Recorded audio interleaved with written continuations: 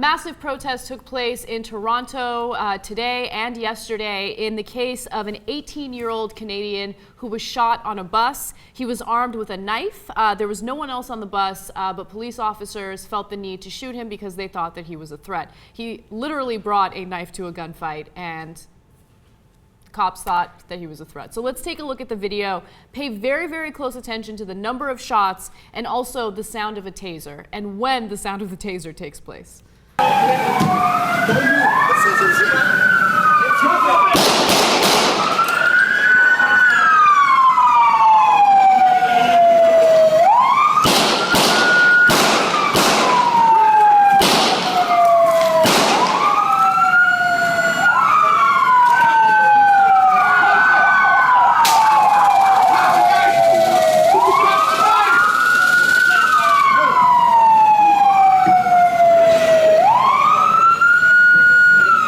So I want to be clear about a couple of things about that tape. So first of all, before the tape began there, what you missed is this confrontation, you know, and there's this little bit of a standoff. It's not very long. They didn't try very hard to talk him down. Now, look, understand what the cops are dealing with. The guy does have a knife. He has a weapon, okay? And he's being very belligerent to the cops. He is being belligerent. There have been a number of videos that were released. There has been audio released where the 18-year-old victim in this case, Sammy Yatim, tells the cops that they're fucking pussies and he calls them pigs. So, you know, he was basically saying things to mock them and make them angry. And he did make them angry. But understand, he had a knife. They all had guns. As you guys saw in that video, the police officer in this case, James Forcillo, shot 3 times and then felt the need to shoot an additional 6 times, a total of 9 shots, and then proceeded to tase him. And then if you pay very close attention to that video, and you can't confirm this because it's kind of difficult to see because they're in the bus, right? It appears that the cop kicks him as he's on the ground. I can confirm it. I saw it. I watched it several times. You clearly see him do this. So you didn't see my leg, right? But it was obvious that I was kicking, right?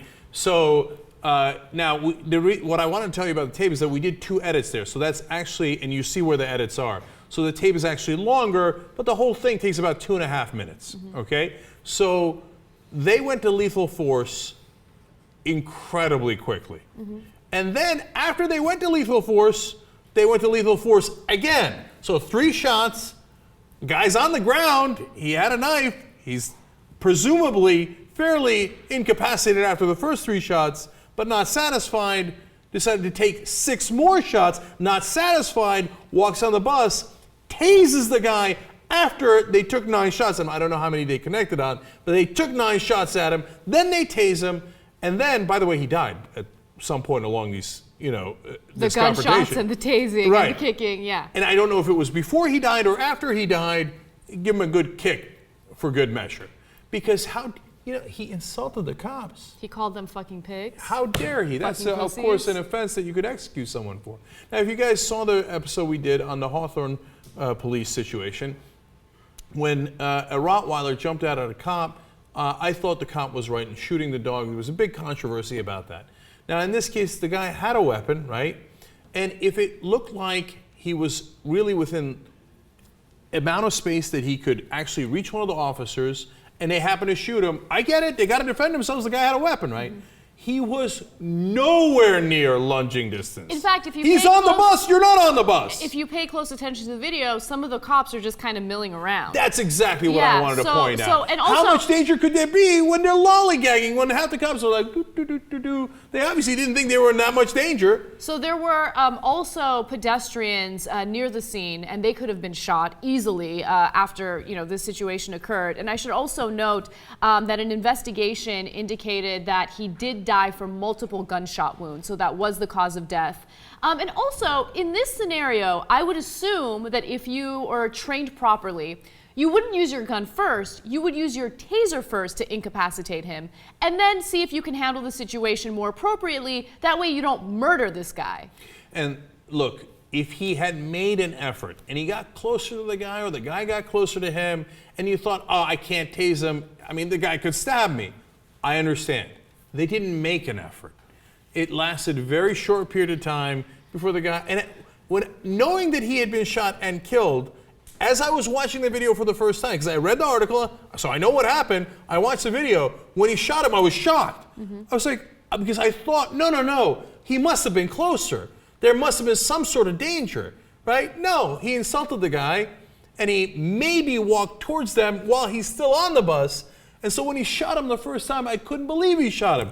And then after pausing, when he shot him 6 more times, I couldn't believe he shot him 6 more times. And at the end, when he kicks him, after all is said and done, no, there's no dispute. This is a terrible, terrible guy, and this is basically an execution. And there should be the most severe consequences here for the cop involved. For the moment being, there are 2 investigations taking place into this situation. James Forcillo, who is the cop who shot at the 18-year-old, is on paid leave.